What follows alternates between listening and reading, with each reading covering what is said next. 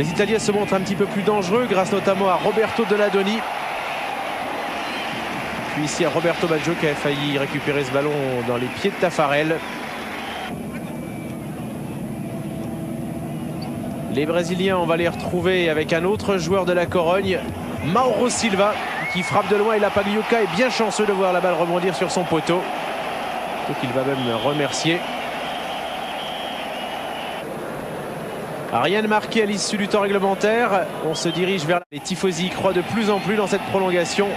La première occasion sera pourtant encore pour les Brésiliens. Et incroyable que rater cette occasion sur ce sort de Cafu. C'est Bebeto qui ne réussit pas à tromper Gianluca Pagliuca. On jouait depuis 3 minutes dans la prolongation. Les deux équipes vont se rendre coup pour coup. On retrouve ici les Italiens à l'attaque avec Roberto Baggio et un tir lointain. Repoussé par le gardien de la Reggiana. Le Brésil à nouveau dans la surface.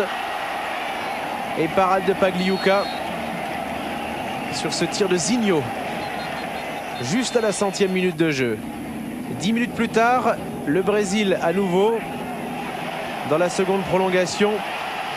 Avec un centre de Cafu et Romario qui d'habitude ne manque pas ce genre de ballon et qui là la met à côté.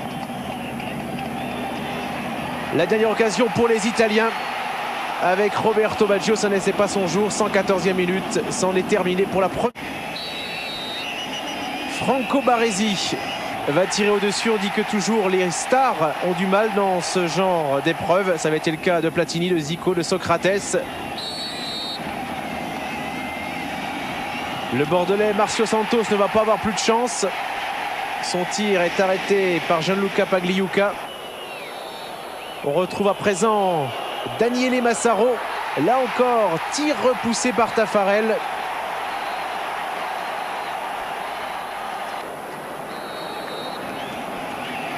Dans la foulée, le capitaine Dunga va marquer. Roberto Baggio, le joueur de la Juve, est donc obligé de marquer pour que son équipe conserve une petite chance. Et ce ne sera pas le cas au-dessus, comme Franco Baresi.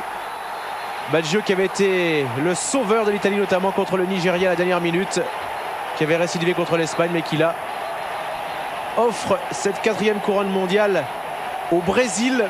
Et les Italiens restent avec leur compteur bloqué à 3. Ça faisait 24 ans que le Brésil espérait un nouveau titre. Et il a fallu donc attendre plus de 120 minutes. Et ses tirs au but avant de voir le capitaine Dunga brandir la Coupe du Monde de football.